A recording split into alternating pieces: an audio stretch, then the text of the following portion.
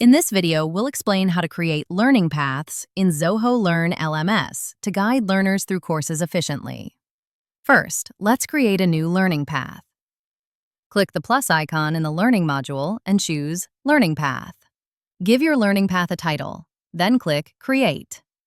Next, organize your courses by adding sections. Click the Add Section button and name the section. Now, add courses to your sections. Click the plus icon within a section, select the desired courses, and click Add.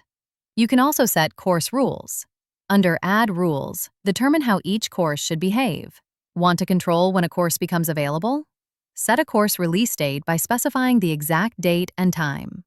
To ensure structured learning, make course completion mandatory. When enabled, learners must complete a course before moving forward in the learning path.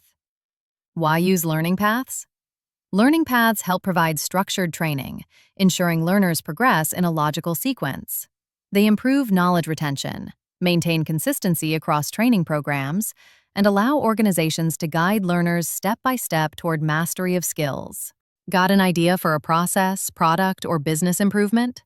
Share it with us, and we'll map out the next step workflow for execution. Comment or DM us today. We will provide this in 1 hour.